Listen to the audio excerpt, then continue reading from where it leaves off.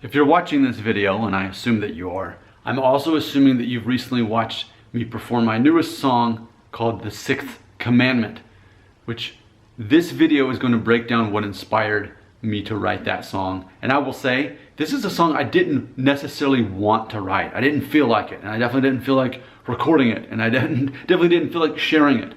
But I felt that I needed to, in order to get any other songs that I'm working on complete, I needed to do this first. This song may not matter to anyone. Maybe no one will hear it. Maybe no one will like it. And honestly, this is a song that I wrote where you can't really like the song.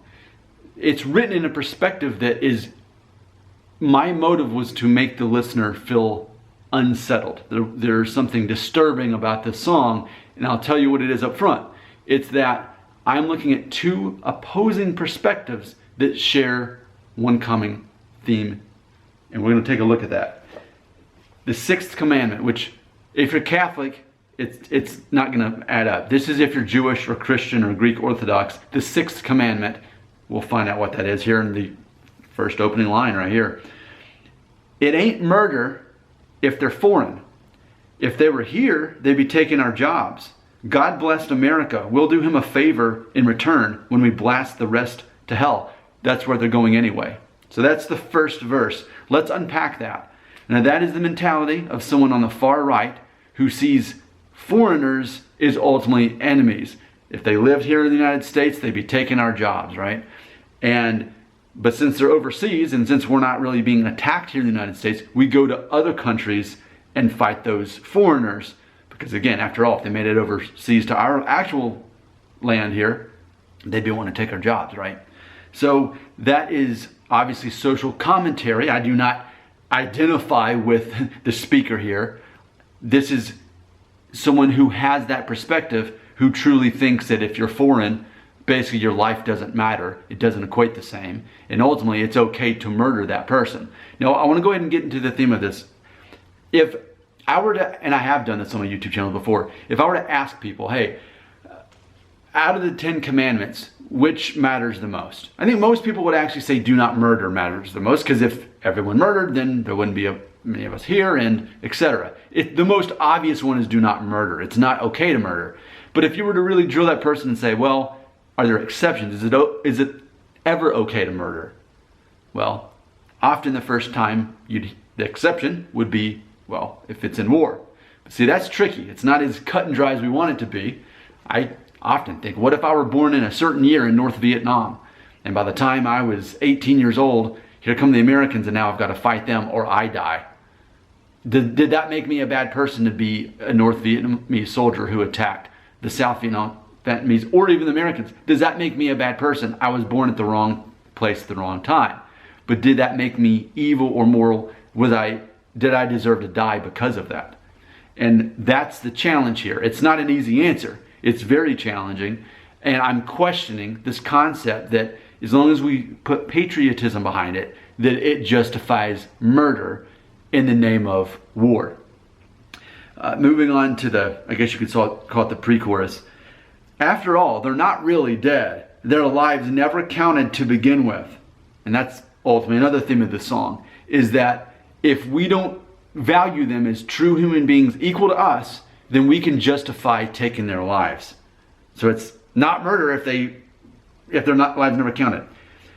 We're going to sleep well tonight, up here with our morals raised up this high. And this points out the irony that as time progresses and morals loosen, what happens is people are even more proud, they're even prouder of their morals, even though their morals are worse. And that's to point out the irony in this. And then the actual chorus part, it says, times have changed. Times have changed. What once was wrong is now commonplace. What once was right is now seen with shame. The sixth commandment has become outdated. The sixth commandment has become outdated. And the sixth commandment is do not murder. Again, that's if you're Jewish, Christian, Greek, Orthodox. If you're Catholic or Lutheran, I think it shows up as number 5 or something else. So there we go. We're saying that it's outdated to think that murder's wrong. That's the theme of the song. So if that offended any viewers there on the conservative side, then I take a turn with the liberal side. And what I believe is pointing out hypocrisy on their side, as I feel like I've done with the far right side. And if you can't tell this already, I'm not a political person. I'm in the middle. I'm able to see the advantages and disadvantages of being so polarized for each side, and I don't have to fully connect with either side. So I'm able to be the third man here and criticize both and point out what they actually ironically have in common, and that is that they justify taking another human's life based on their own morals that they set up, which ironically do not align with what the Bible's teaching and the Bible itself, the sixth commandment. Here we go to the second verse. It ain't murder if they're unborn. Respect a mother's right to decide. Please ignore the fact so many happen to be black. Pretend it's equal opportunity. Whose lives matter again? I keep forgetting. So there's the second verse.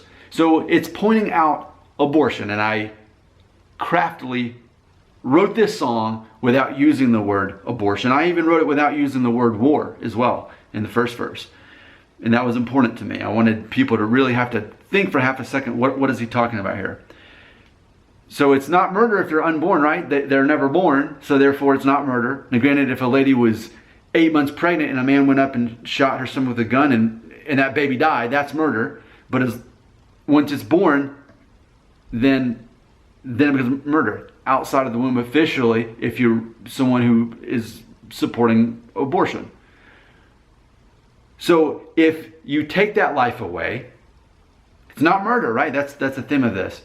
But then I do point out something that I think is also very disturbing. When you look at the history of Planned Parenthood, you will find a racial background in there in which ultimately the people who started Planned Parenthood were okay with knowing that a disproportionate number of black people would be having abortions and how that would have an effect on the people who actually ended up being born into society. Look it up. I'm not making it up. I'm aware of it. And so I say the line in there, please respect a mother's right to decide. I was very careful in using the word mother instead of woman's right. Please ignore the fact so many happen to be black. Pretend it's equal opportunity. Whose lives matter again? I keep forgetting. Now that's not to point the finger at black people there. It's really to point it out at the system here. That we're saying black lives matter, but yet when it comes to abortion, that doesn't count. That doesn't matter because those lives are not real lives anyway. Again, going back to where we're leading to the chorus where we're saying, after all, they're not really dead. Their lives never counted to begin with. We're going to sleep well tonight with our morals raised up this high.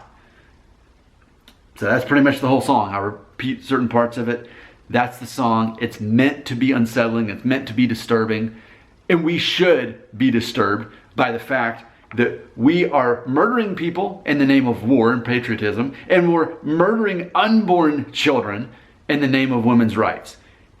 And that's murder, and we're justifying that with a political party. That's disturbing, and I wanted to specifically point that out. Even too at the beginning where I say, God bless America, we'll do him a favor when we blast the rest to hell. I still feel that so many people in the United States see foreigners as not even having souls.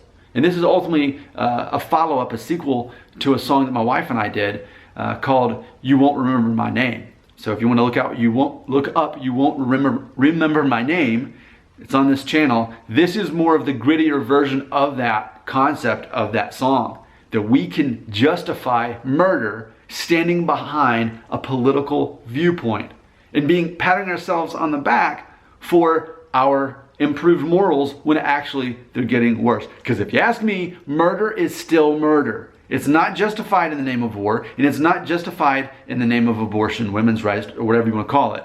The sixth commandment, do not murder, still holds up. It's not outdated. So clearly what I did is I took two different opposing perspectives and I merged them together with what they share in common. And that is their disillusionment in recognizing it's murder. No matter how you look at it from your perspective, it is still murder. And I think that's worth addressing. It's not a fun song. It's not something I even wanted to write or perform today. In fact, honestly, I wasn't even planning on recording it today. I was just planning on practicing it, and I did it on the very first try. So I thought, okay, I can move on with my life and move on with this song. Whoever needs to hear it, who never needs to be challenged by it can be now. If you want to check out the song, I'll put a link right there. If you want to leave a comment, it belongs right there as well.